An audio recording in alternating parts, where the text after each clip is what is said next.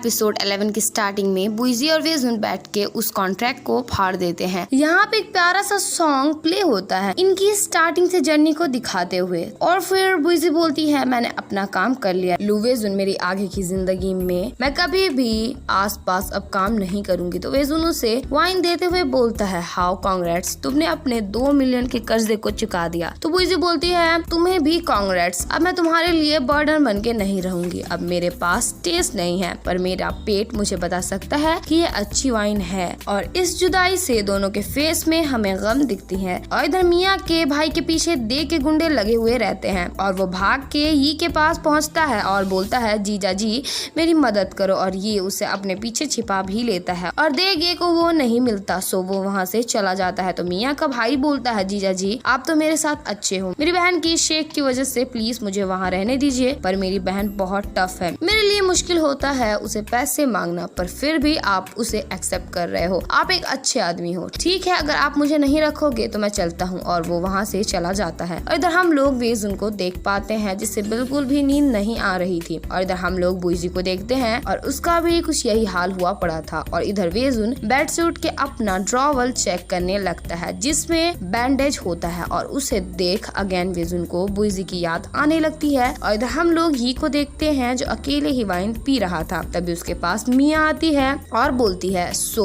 उस दिन तुमने मुझे अपनी वाइन छूने इसलिए नहीं दी थी बिकॉज वो तुम्हारी यंगर ब्रदर की थी, है ना। तो ये अपना सर हिलाता है। तो मिया बोलती है सुनो कल मेरा बर्थडे है, क्या तुम मेरे साथ चलोगे। तो ये बोलता है तुम्हारे बहुत से दोस्त हैं, मैं नहीं जाऊंगा तो चलेगा। तो मिया बोलती है मैंने तुम्हें बोला है बिकॉज मैं तुम्हें लेकर जाना चाहती हूँ। तो ये बोलता है मिया मुझे तुमसे कुछ कहना है, अभी अच्छे से सुनना, मैं एक अच्छा आदमी नहीं हूँ, मैं तुम्हें पसंद नहीं कर सकता, मुझे कुछ जरूरी करना है, मेरे पास कोई रास्ता नहीं है प्यार करने का। तो मिया उसके सामने स्माइल करने लगती है और वो पीछे मुड़ के जैसे ही जाती है हम उसके फेस में एक सैडनेस साफ साफ देख पाते हैं। और उसके जाते ही ये बोलता है हैप्पी बर्थडे। और इधर सुबह होते ही बुइजी अपना सामान लेकर वेजुन का घर छोड़कर जा रही होती है और जाने से पहले वेजुन को बोलती है तुम्हारे एंड्योरेंस के लिए शुक्रिया, मिलते हैं फिर कभी। और इतना बोल के वो वेजुन का बोलने का वेट करने लगती है बट वेजुन कुछ नहीं बोलता। बेचारा वेजुन बहुत ही ज्यादा सैड था और बुइजी उसे कुछ ना बोलते हुए देख वहाँ से चली जाती है। और बुइजी के जाते ही वेजुन बोलता है फिर मिलते हैं, क्या मैं इसका मतलब ये समझूं कि मैं तुम्हें कभी दोबारा नहीं देख पाऊंगा। और इधर बुइजी जैसे बाहर आती है ये उसके पास आकर बोलता है अब तो तुम फ्री हो गई, अब तुम क्या करोगी। तो बुइजी बोलती है शायद मुझे पहले एक जॉब ढूंढनी होगी, मुझे अपने रहने के लिए पैसे कमाने होंगे। तो ये बोलता है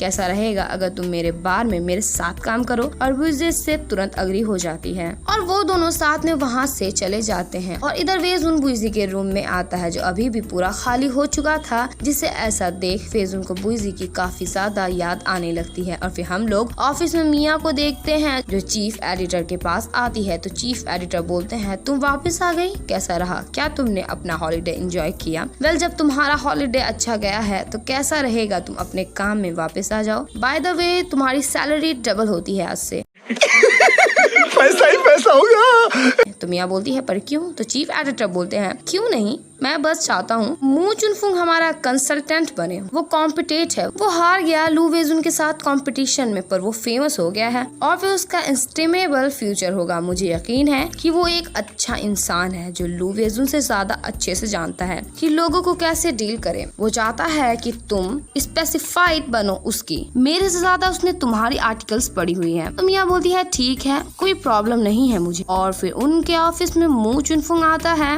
और मिया बोलती है मैंने ऑलरेडी सारी एग्रीमेंट्स कर ली हैं और अब से मैं तुम्हारी आर्टिकल्स की चार्ज हूँ। तो मू चुनफुंग बोलता है आप बहुत दयालु हैं, मुझे आपकी एडवाइस की जरूरत है। और इधर वेजुन अपनी माँ को वाइनरी के कागजात को पढ़ रहा था और उसे पता चलता है रोज वाइनरी काफी बैड कंडीशन में है, बट वो हार नहीं मानता और अपने काम में लग जाता है। और उसे बुइजी की याद आती है सेंस ऑफ टेस्ट अनेबल है, वो तुम्हारे एक्सपीरियंस को और अच्छा बढ़ा देती है खाने के फ्लेवर में, पर ग्रेटिफिकेशन तुम्हारे पेट से आती है। जब तुम अपने पेट में वार्म फील करोगे तब तुम्हें पता चलेगा चीजें इतनी भी बुरी नहीं है। और ये सब सोच के वेजुन मिस्टर मा को बोलता है हिया वाइन और प्राइस दोनों ही ठीक है। स्ट्रैटेजीज की वजह से रोज वाइनरी ने बिजनेस का हाई एंड किया था पहले, पर डोमेस्टिक मार्केट में ये लैक ऑफ रिकॉग्नाइजेशन है। हमें जरूरत है प्रॉफिट्स की छोटे टाइम में, हमारे पास कोई रास्ता नहीं है टून ऑफ कंज्यूमर्स को बढ़ाने का, पर पर हमें अभी से एक रास्ता जरूर ढूंढना होगा जो हमारा खुद का हो। हाई एंड वाइन फीचर करता है, रोज वाइनरी को इंक्रीज करो प्रोडक्शन को फेयर प्राइस में। और इधर मो चुनफुंग मिया को बोलता है, मिस मिया क्यों ना मैं आपके लिए एक ड्रिंक खरीदूं? कोई ऐसा बार ढूंढिए जो आपके घर के पास हो, मेरे लिए आसान होगा आपको घर पहुंचाने में। और मिया मान जाती है। उधर बुइजी ये के बार में वेटर का काम कर रही थी तो ये बोलता है, आज तुम बहुत खुश हो? तो बुइजी बोलती है, मैंने तुम्हें बोला था ये काम मेरे में बहुत सूट करता है। तभी वहाँ मिया और मो चुनफुंग पहुँचते हैं और बुइजी उसके पास जाती है मेन्यू लेकर। तो मो चुनफुंग बोलता है, तुम तो लू की असिस्टेंट हो ना, तो तुम यहाँ क्यों काम कर रही हो? तो बुइजी बोलती है, उसके काम से मेरा कोई लेना देना नहीं है। और बुइजी उनका ऑर्डर लेके वहाँ से चली जाती है। तो मिया मो चुनफुंग से पूछती है, हिया मुझे बताओ तुमने मुझे ही अपने एडिटर के लिए क्यों चुना? मेरे तुम्हारे साथ ज्यादा कॉन्ट्रैक्ट भी नहीं है। तो मो चुनफुंग बोलता है, तुम्हारी कॉन्फिडेंस की वजह से और तुम्हारे बहुत सारे कॉन्टैक्ट्स हैं लू वेजुन के साथ। और इधर बुइजी आकर ये को उनका ऑर्डर देती है जो सेम था, जिसे सुन के ये लिटिल बीट हैरान हो जाता है। तो बुइजी बोलती है, तुम्हें क्या लगता है मिया मो चुनफुंग को पसंद करती है? और ये सुन के ये बर्फ को जोर से पटक देता है। I think he is jealous right now.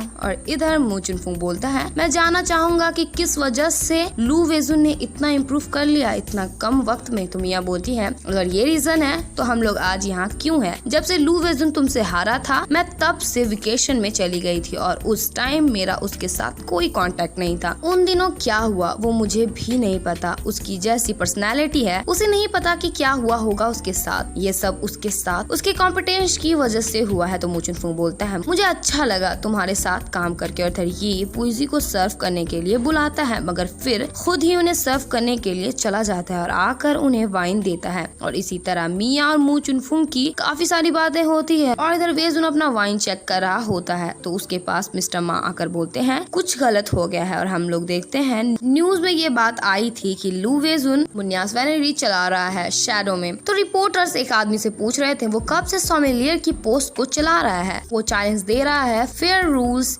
Wine commenting circle को। क्या ये सच है? हम लोगों ने सुना लू वेजुन रिमूव्ड हो गया है WSA से। शायद उसके पास क्रिशिस का कॉन्फिडेंस है उसके साथ उसके करियर में। क्या वो हायरिंग कर रहा है? गाइज आप सभी से बोलना चाहती हूँ कि वीडियो अगर अच्छी लग रही है तो वीडियो को लाइक कीजिए, शेयर कीजिए और कमेंट भी कीजिए। और अगर आप मेरे चैनल पे न्यू है तो मेरे चैनल को सब्सक्राइब कर लें और साथ ही साथ बेल आइकन को भी प्रेस कर दें कि जिससे आपको मेरी वीडियोस की नोटिफिकेशन सबसे पहले जाए। वाइनरी को पर वो आदमी किसी भी क्वेश्चन का कोई जवाब नहीं देता। तो वेजुन बोलता है, उन्हें सच बताओ और माफी मांगो और उनके डिसीजन का रिस्पेक्ट करना। और इधर चीफ एडिटर भी ये सारी खबरें सुनते हैं। और इधर वेजुन के ऑफिस में भी बहुत सारे कॉल्स आ रहे होते हैं। और इधर मिया के पास मो चुनफुंग आता है। तो मिया बोलती है, क्या तुम मुझे कुछ बोलना चाहते हो? क्या वो सच में तुम नहीं हो जिसने ये सब फैलाया है? तो मो चुनफुंग बोलता है, मैं वो इंसान नहीं हूँ जो हारने से डरता है। और फिर ये दोनों और ऑफिस के बाकी स्टाफ जाते हैं चीफ एडिटर के पास और वो लोग डिस्कशंस करने लगते हैं। और जैसे मो चुनफुंग बोलता है चीफ एडिटर वैसे ही करने को बोलते हैं। मिया को ये याद आता है जब उसने आर्टिकल में मिस्टेक कर दी थी। तो चीफ एडिटर बोल रहे थे, मिस्टर लू, मिया ने इंटरनेशनली तुम्हारी आर्टिकल चेंज नहीं की, ये बस एक छोटी सी मिस्टेक है। तो वेजुन बोलता है, गलती होती है चाहे छोटी हो या फिर बड़ी। मुझे बस होप है मेरी आर्टिकल पब्लिश्ड होगी तुम्हारे मैगजीन में, तो उसमें कोई गलती नहीं होनी चाहिए। अगर नहीं जोड़ सकते तो मैं अपने कॉन्टैक्ट तुम्हारे साथ तोड़ दूंगा। तो मिया बोलती है, मुझे माफ करना, ये मेरी गलती है, प्लीज मुझे दूसरा चांस दे दो, मैं अपना बेस्ट दूंगी तुम्हारी मदद करने में। तो वेजुन बोलता है, मुझे तुम्हारी मदद की कोई जरूरत नहीं है पर मैं तुम्हें तभी चांस दूंगा जब तुम दोबारा गलतियां नहीं करोगी। और ये सब सोच के मिया काफी टेंशन में थी। और इधर बुइजी और ये एक रेस्टोरेंट में थे जहाँ बुइजी बोलती है, बेदाओ एक्चुअली हमें जरूरत नहीं है इतना अच्छा प्लेस में आकर खाना खाने की। तो ये बोलता है, तुमने मेरे बार में काफी हार्ड वर्क किया, तुमने यहाँ तक कि बोनस को भी रिफ्यूज कर दिया, एक मील तुम्हें ट्रीट करना वो चलेगा ना? तो बुइजी बोलती है, मुझे पता भी नहीं चलेगा कि ये डिलीशियस है भी कि नहीं, बिकॉज मैंने अपने सेंस ऑफ टेस्ट को दोबारा खो दिया है। और फिर वो दोनों अपना मील ऑर्डर करने लगते हैं। तो बुइजी उनसे मुन्यास वाइनरी ऑर्डर करती है बट वो वेटर बोलती है, माफ करना मिस, बट वो आपको यहाँ नहीं मिलेगी लू वेजुन सोमेलियर की वजह से। और ये सुन के बुइजी तुरंत इंटरनेट में चेक करती है कि क्या हुआ और उसे पता चल जाता है और उसे ऐसा करते हुए देख ये बोलता है, तुम अभी भी लू वेजुन से हटी नहीं हो? तो बुइजी बोलती है, नहीं, मैं तो बस आखिर उसने मेरी इतनी मदद की है डेबिट को पे करने में। मैं हमेशा सोचती हूँ कि मैं उसकी औ हूँ, वो अभी मुसीबत में है। मेरे जाने के बाद हम लोगों ने साथ में काम किया, वो इतना इतना भी बुरा नहीं है। तो ये गुस्सा होकर बोलता है उसे तुम्हें कोई लेना देना नहीं है। तुम्हें याद है वो कैसे तुम्हें ट्रीट करता था, तुम्हें याद है वो कैसे तुम्हारे साथ रूड था, वो कैसे ओवर बियरिंग और सेल्फ रेक्टियस था तुम्हारे प्रति। मुझे माफ करना, मैं सिर्फ तुम्हारी केयर कर रहा था। और बुइजी के सामने ही कुछ लोग बोल रहे थे, क्या तुमने सुना लू वेजुन का करियर खत्म हो गया है?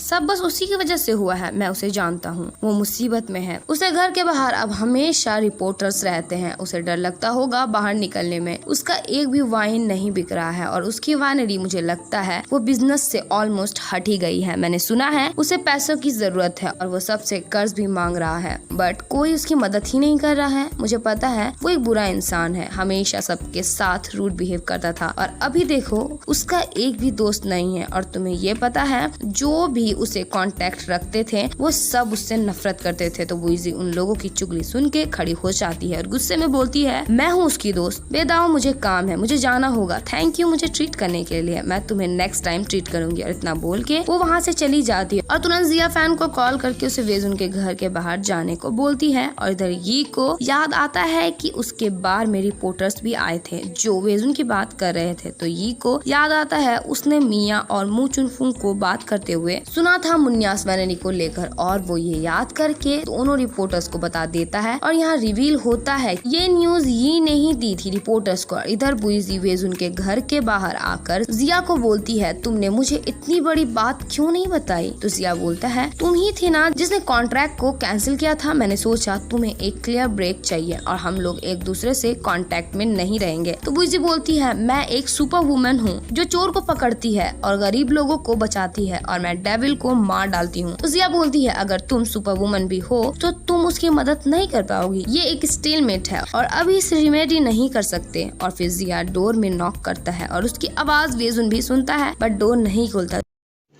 रुको जरा, सबर करो। तो जिया दिमाग लगा कर बोलता है, बुइजी का नाम ले लेता है और उसका नाम सुनते ही वेजुन डोर खोल देता है बट उसे देखते ही बंद भी कर लेता है। और हमारी बुइजी काफी लेक्चर देती है बट फिर भी वो डोर नहीं खोलता और बुइजी पहुंच जाती है देग के पास और वापस उससे 2 मिलियन मांगती है बट देग ये नहीं मानता। कैसे माने, वो इतना टाइम बाद जो पैसे लौटाती है बट हमारी बुइजी वहाँ से जाने से मना करती है। A few moments later. तो उसे बॉडीगार्ड्स वहाँ से निकाल के बाहर फेंक देते हैं और वहाँ ये आता है जो अच्छे से समझ जाता है वो यहाँ क्यों आई है। और जैसे ही बुइजी उसे देखती है तभी इस एपिसोड की एंडिंग हो जाती है। So thank you for watching my this episode.